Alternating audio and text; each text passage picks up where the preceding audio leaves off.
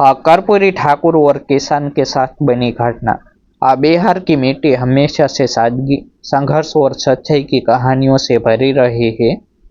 उन्हीं दिनों की बात है जब देश आज़ादी के बाद नई राह तलाश रहा था और आम लोगों की उम्मीदें अपने नेताओं से बहुत बड़ी थी। और उसी समय बिहार के एक सादे और ईमानदार नेता का नाम लोगों की जुबान पर था, कर्पूरी ठाकुर। लोग उन्हें सिर्फ नेता नहीं बल्कि गरीबों और किसानों का सच्चा साथी मानते थे। एक बार की बात है, सर्दियों की हल्की सुबह थी।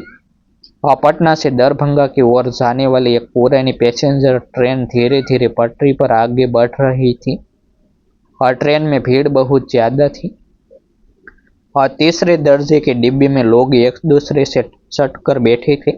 किसी के हाथ में गठरी थी, किसी के पास टोकरी, तो कोई अपने बच्चे को गोद में लेकर बैठा था। उसी भीड़ में एक साधारण कपड़े पहने व्यक्ति खिड़की के पास चुपचाप बैठा था। सिर पर साधारण टोपी, कंधे पर पुराना सा गमछा और चेहरे पर शांत मुस्कान। बहुत कम लोगों को पता था कि वही व्यक्ति बिहार के बड़े नेता कर्पूरी ठाकुर है। कर्पूरी ठाकुर हमेशा की तरह आम लोगों के बीच रहना पसंद करते थे। वे बिना किसी शोर शराबे की यात्रा कर रहे थे ताकि लोगों की असली जिंदगी को करीब से देख सके। और डिब्बे में बैठे लोग आसपास में खेती बाड़ी, महंगाई और गांव की समस्याओं की बातें कर रहे थे। कोई कह रहा था कि इस साल बारिश कम हुई है, तो कोई कह रहा था कि फसल का दाम ठीक नहीं मिल रहा। कर्पूरी ठाकुर चुपचाप सब सुन रहे थे। कुछ देर बाद ट्रेन एक छोटे से स्टेशन पर रुकी। प्लेटफॉर्म पर बहुत ज्यादा भीड़ नहीं थी और तभी एक दुबला पतला किसान दौड़ता हुआ ट्रेन में चढ़ा। उसके कपड़े मिट्टी से सने हुए थे और उसके हाथ में एक पुरानी सी थैली थी और उसके चेहरे पर घबराहट साफ दिखाई दे रही थी। और जैसे ही वह डिब्बे में आया, उसने इधर उधर घबरा कर देखा और दरवाजे के पास बैठ गया और ट्रेन फिर से चल पड़ी। कुछ ही देर बाद किसान ने अपनी थैली खोली और उसमें से कुछ कागज निकाल कर देखने लगा। उसके हाथ कांप रहे थे। अचानक उसके चेहरे पर निराशा सा गई। वह सिर पकड़कर बैठ गया। और यह देखकर पास बैठे कर्पूरी ठाकुर ने धीरे से पूछा, भाई क्या बात है, इतने परेशान क्यों हो? किसान ने पहले तो कुछ नहीं कहा और फिर धीरे धीरे बोला, बाबूजी, मेरी जमीन का मामला है। गांव के एक बड़े जमींदार ने मेरी खेत की जमीन अपने नाम करा ली है।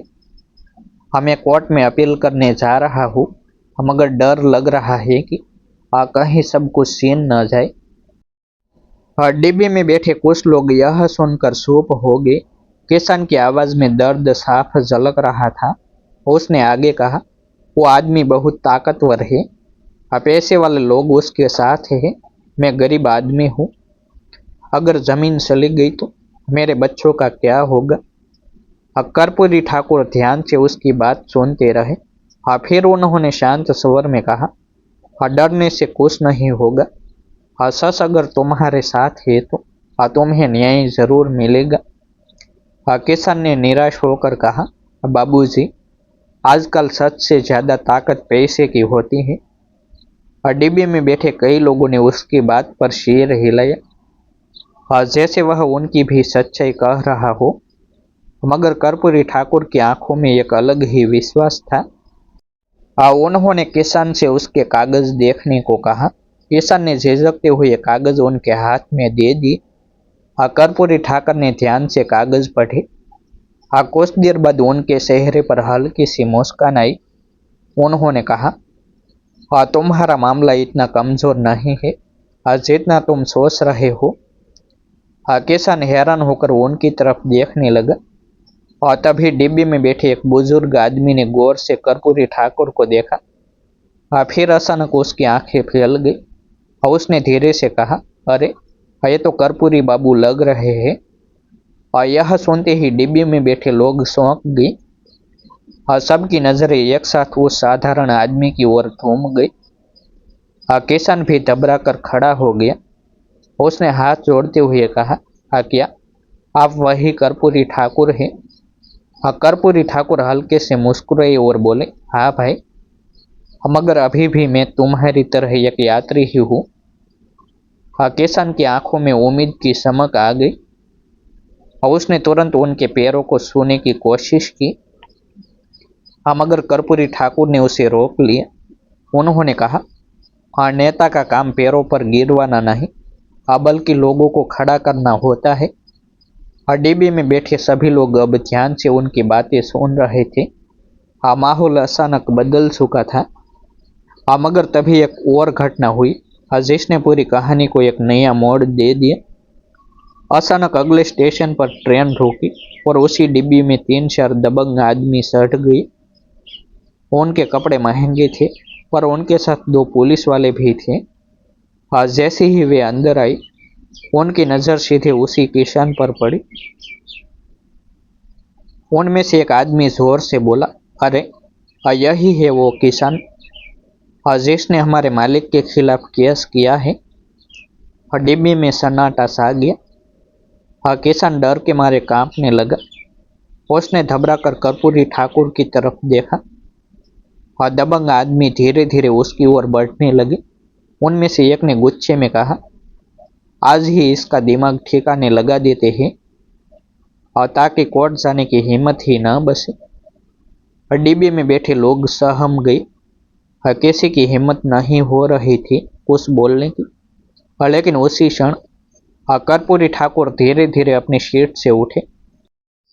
उनकी आंखों में अब वही शांत नेता नहीं, बल्कि गरीबों के लिए लड़ने वाला एक सच्चा योद्धा दिखाई दे रहा था। डिब्बे में अचानक ऐसा सन्नाटा छा गया, मानो किसी ने पूरे माहौल की सांसें रोक दी हो।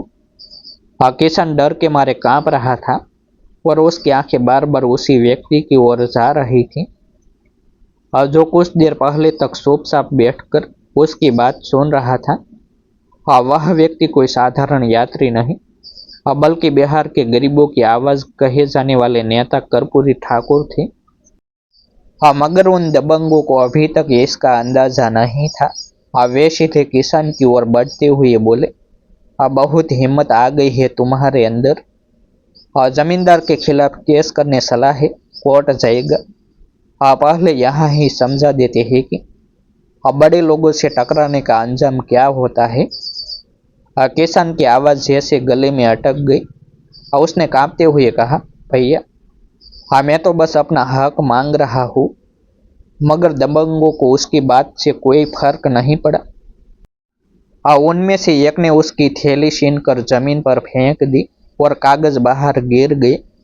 पूरे डिब्बे में बैठे लोग यह सब देख रहे थे, मगर डर के कारण कोई बोल नहीं पा रहा था। और तभी धीरे धीरे कर्पूरी ठाकुर अपनी सीट से उठे। उनके चेहरे पर वही शांत भाव था, मगर आंखों में एक अलग ही दृढ़ता दिखाई दे रही थी। उन्होंने बहुत शांत लेकिन साफ आवाज में कहा, भाई, अगर किसी गरीब आदमी को न्याय के लिए अदालत जाना पड़े तो इसमें गलत क्या है? दबंग आदमी ने दूर कर उनकी तरफ देखा और हंसते हुए बोला, बाबा, आप बीच में मत पड़िए, यह मामला बड़े लोगों का है, आप अपना काम देखिए। मगर कर्पूरी ठाकुर वहीं खड़े रहे। उन्होंने झुककर जमीन पर गिरे कागज उठाए और धीरे से किसान के हाथ में दे दिए। फिर उन्होंने कहा, इस देश का कानून किसी एक जमींदार का नहीं है, हर आदमी को न्याय पाने का अधिकार है। डिब्बे में बैठे लोग अब ध्यान से यह सब देख रहे थे। दबंग आदमी को लगा कि यह बूढ़ा व्यक्ति ज्यादा बोल रहा है, इसलिए वह गुस्से में बोला, अरे, तुम कौन होते हो हमें कानून समझाने वाले? तभी पास बैठे वही बुजुर्ग यात्री अचानक खड़े हो गए और ऊंची आवाज में बोले, अरे, अंधे हो क्या? ये कोई साधारण आदमी नहीं, ये कर्पूरी बाबू। यह सुनते ही डिब्बे में जैसे बिजली दौड़ गई। कुछ ही पल में सभी यात्रियों की निगाहें उसी ओर टिक गई। दबंग आदमी का चेहरा एकदम बदल गया। उसने घबराकर फिर से गौर से देखा और धीरे धीरे उसकी अक्ल ढीली पड़ने लगी। क्योंकि सामने खड़े व्यक्ति कोई और नहीं, बल्कि बिहार के पूर्व मुख्यमंत्री और गरीबों के सबसे बड़े समर्थक कर्पूरी ठाकुर थे। कुछ पल के लिए उन लोगों की आवाज ही बंद हो गई और डिब्बी में बैठे कई लोग खड़े होकर सम्मान से कर्पूरी ठाकुर की ओर देखने लगे। दबंग आदमी के चेहरे पर घबराहट साफ दिखाई देने लगी। उसने हकलाते हुए कहा, कर्पूरी बाबू, हमें पता नहीं था कि आप यहाँ हैं। मगर कर्पूरी ठाकुर ने बिल्कुल शांत स्वर में कहा, अगर मुझे पहचानने से पहले तुम किसी गरीबों को डराने की कोशिश करते हो तो इसका मतलब है कि तुम्हारी ताकत सिर्फ कमजोर लोगों पर ही चलती है। उनकी बात सुनकर डिब्बे में बैठे कई लोगों के चेहरे पर साहस की चमक आ गई। किशन, जो अभी तक कांप रहा था, अब थोड़ा संभल गया। कर्पूरी ठाकुर ने उसकी ओर देखकर कहा, डरो मत। अगर तुम्हारे कागज सही है तो तुम्हें न्याय जरूर मिलेगा। दबंगों के साथ आए दो पुलिस वाले भी यह सब देख रहे थे। वे पहले चुप थे, मगर अब उन्हें भी स्थिति समझ में आ गई थी। उनमें से एक आगे बढ़ा और उन दबंगों से बोला, चलो अब यहाँ कोई तमाशा मत करो।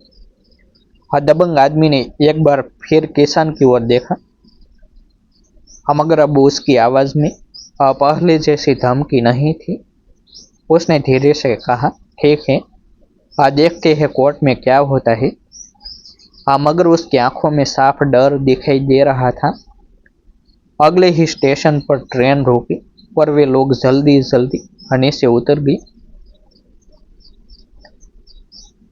डिब्बे में बैठे यात्रियों ने जैसे राहत की सांस ली।